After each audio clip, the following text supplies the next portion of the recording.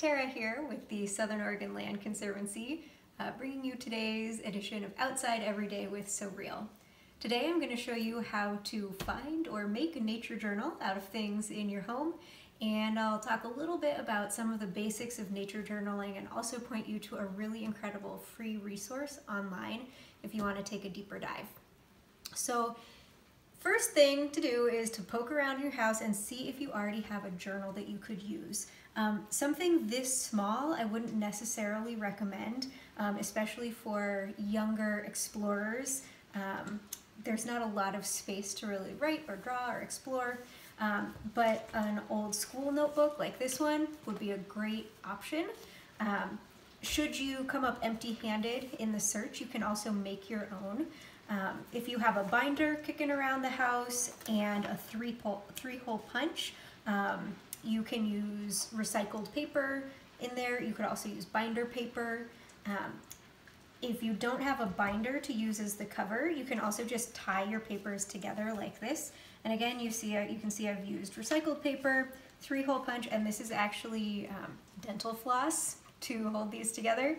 If you go with this method, I would recommend that you leave the floss or the string a little bit loose so that when you open the pages, they don't rip around the string. And if you leave it tied with a bow, then you can go back and add more pages later.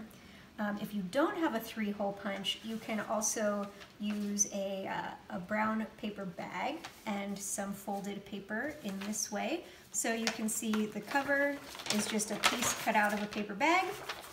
Inside, I've got some blank pages that are just folded over by a couple inches and then tucked around a string run around the outside. It's a little rustic, but it absolutely does the job. So once you have found or created your journal, it's time to get started with your very first entry. And I recommend that you always include the date, the time of day, the location, and the weather. When you include those, you start to always have a context for whatever content you're writing in your journal.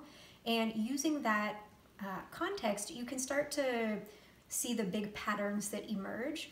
And of course, the more entries that are in your journal, the more clearly you'll be able to see those patterns. Thinking about it from a scientific point of view, you can use that data, that information about date, time, location, and weather to help control variables, right? So you can look just at entries that were written in the springtime, or just at entries that were written on rainy days, or days when it's hailing. And that way you can start to tease out some of the correlations that you're seeing among your entries. Now, throughout this series, we will be offering you lots of prompts in the coming weeks and months, but there is an incredible resource online that's available for free. It's the John Muir Law's Guide to Teaching Nature Journaling. It's an absolutely beautiful resource, very comprehensive, so if you want to take a deep dive, I cannot recommend it highly enough. It also has alignment for the next generation science standards, so if you're working with developing scientific literacy with your students, it's a really, really fabulous resource. So you can either go there for activities or you can continue to tune in here with us. And so I would encourage you to make or find your journal and go outside to your sit spot today, or maybe sit inside and look out a window today. Write down, again, the date, the time, the location, and the weather, and make your first observations in that journal. Thanks for tuning in. We'll see you soon.